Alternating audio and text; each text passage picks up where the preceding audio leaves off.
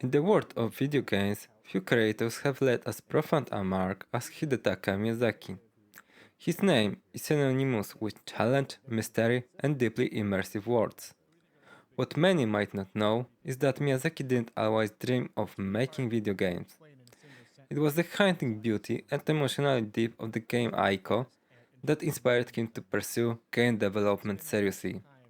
From that spark, Miyazaki's journey had transformed the landscape of gaming forever.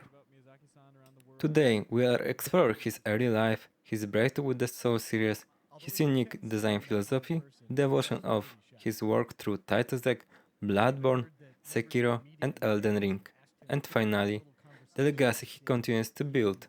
Whether you are a die-hard fan or new to his work, you are in for a far fascinating look at one of the gaming greatest visionaries. This point, So Miyazaki-san feels that his face isn't recognized that much by fans or the media right now. So he's hoping that rather than his appearance or himself being treated like a superstar, that fans give good comments on his games. He's a little bit nervous about being treated like a superstar in the video game industry. Hidetaka Miyazaki was born in 1974 in Osaka, Japan. Unlike many game developers, his initial passion wasn't for video games, but for literature. He wrote novels as young, imagining worlds and stories with thought and interactive elements. After graduating with a degree in social science from the prestigious Keiko University, Miyazaki was still searching for his creative outlet. His turning point came when he played Aiko, a game known for its sparse storytelling, evocating atmosphere and emotional resonance. The experience profoundly affected him, planting a desire to create games that could touch people on an emotional level. However, Miyazaki didn't jump straight into design. Instead, he joined From Software in 2004, a company then mostly known for Armored Core Mech series and other niche titles. At From Software, Miyazaki started in quality assurance, testing games and learning the ropes. His talent, however, was soon became apparent. Hence the company was considered making another action RPG after the modest success of Aerial Tartis. Miyazaki was given the opportunity to direct a new project, the game that would become Demon Souls. Released in 2009 on PlayStation 3, Demon Souls was a bold departure from mainstream gaming trends. At the time, when big budget games often prioritized flashy visuals and streamlined gameplay, Miyazaki crafted an experience that was punishing and cryptic, but also deeply rewarding. Demon Souls challenged the players to explore an interconnected world filled with dangerous enemies and handbreaking failures. Its narrative was hidden, not told through large cutscenes or dialogues, but whispered through item description, subtle environmental clues, and lore fragments. The game atmosphere felt oppressive yet captivating, a haunted world where every corner could bring death, but also discovery. From Software gamble paid off in a term of critical acclaim, but the game was initially a commercial niche success. Still, Demon Souls sowed the seed for what would become a franchise that redefined action RPGs.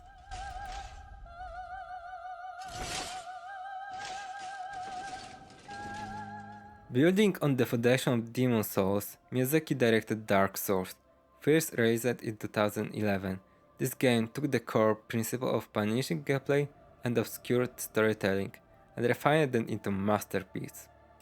Dark Souls features an open, interconnected world that looped back onto itself in ingenious ways, encouraging exploration and rewarding prior curiosity. Critical to its charm was the design philosophy, that no story was spoon-fed, instead, lore was cryptic, often requiring players to piece together the world history of their own. This game popularized the idea of learning through failure. Enemies were relentless and players that frequent, but each loss was an opportunity to understand and improve. The phrase, "prepare to die," became the community battle cry and a symbol of respect from a game that didn't coddle its players. Dark Souls also built a vibrant community. Forum weeks and videos dissected every piece of lore, strategy, and secret. Cosplayers and fans celebrated the game character and monsters. Its impact rippled beyond gaming, influencing other media and sparking a new genre, often referred to as Soulslike.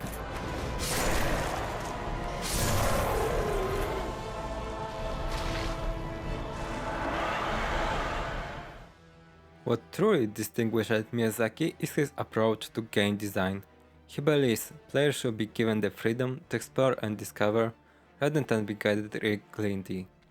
The player-centric philosophy results in the game that gives a tremendous sense of accomplishment because success depends largely on the player's own skill, patience and interpretation. Instead of linear, straightforward storytelling, Miyazaki offers environmental storytelling.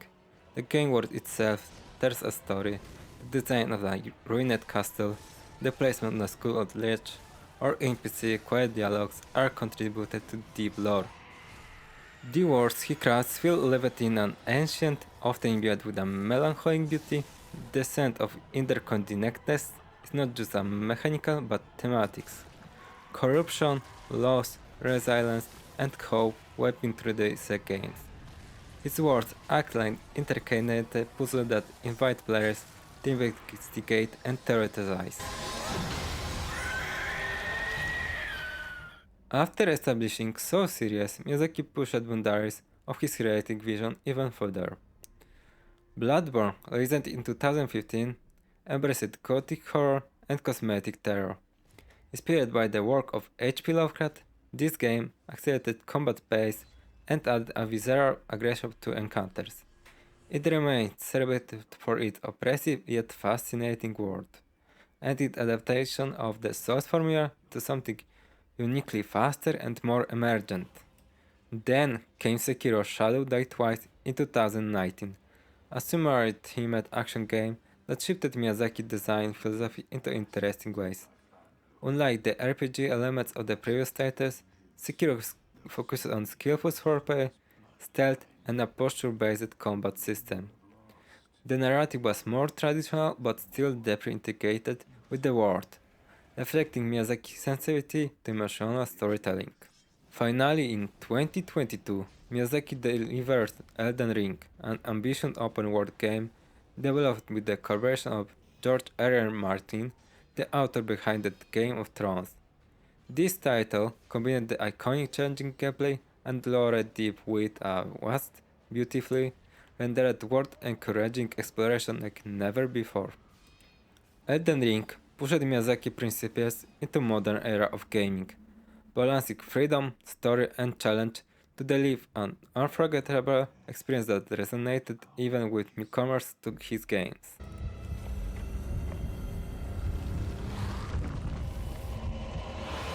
Hidetaka Miyazaki impact on the gaming industry goes beyond the titles he created.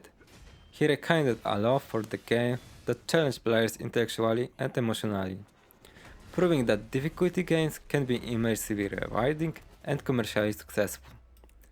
Other developers have adopted his design principles, giving rise to a new wave of the game known as the Soulslike, titles inspired by his world design, difficulty and narrative style. Beyond gameplay mechanics, Miyazaki works reinvented community engagement, with deep lore discussion, fan theories, and creative expression like fan art and cosplay. His game forged a global community that speaks a common language of the persiveness, discovery, and enthusiasm. In recognition of his achievements, Miyazaki has received numerous awards and is often cited as one of the industry's most influential creative talent. From a young man inspired by the quiet beauty of the Aiko to one of the most revered game developers in the world, Hidetaka Miyazaki Jr. is a testament to the power of the vision and perseverance. His game challenged contribution and were patience, creating immersive worlds where every player feels their story is unique. Whatever it is, interconnected depths of the Dark Souls, Gothic Nightmare of Bloodborne, the precise mastery of Sekiro, or the open world wonder of Elden Ring, Miyazaki's legacy is undeniable.